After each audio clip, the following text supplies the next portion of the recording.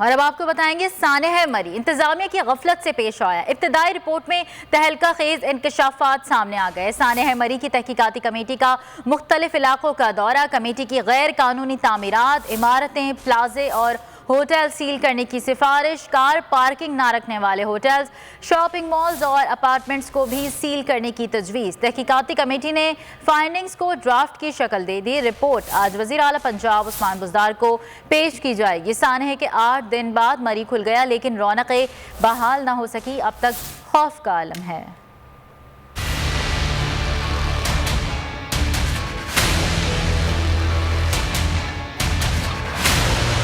مری میں ہلاکتیں غفلت سے ہوئیں، تمام محکموں نے اپنا کام ٹھیک سے نہیں کیا، انتظامیہ کی نااہلی سے سانحہ پیش آیا۔ ابتدائی رپورٹ میں تہلکہ خیز انکشافات سامنے آ گئے۔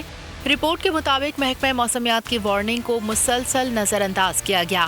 انتظامیہ نے گاڑیوں کو جانے سے نہیں روکا، مری جانے والے راستے 5 دن برف باری ہونے اور 2 دن تاخیر سے بند کیے گئے۔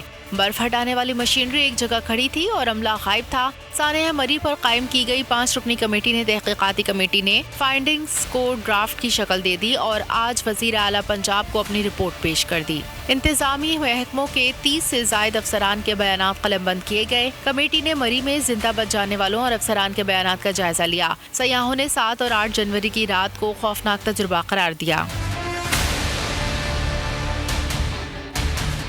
سانحہ کے 8 دن بعد مری کھل گیا لیکن رونقیں بحال نہ ہو سکیں، اب تک خوف کا عالم۔ سانحہ کے بعد حکومت کے نئے پلان پر عمل جاری، ایک دن میں صرف 8,000 گاڑیوں کو مری جانے کی اجازت۔ حکومت کے بتائے گئے اوقات میں اکا دکا شہری ہی مری کا چکر لگاتے رہے۔ برے وقت میں دونوں ہاتھوں سے کمائی کرنے والے ہوٹل مالکان گاہکوں کی راہیں تک رہے ہیں۔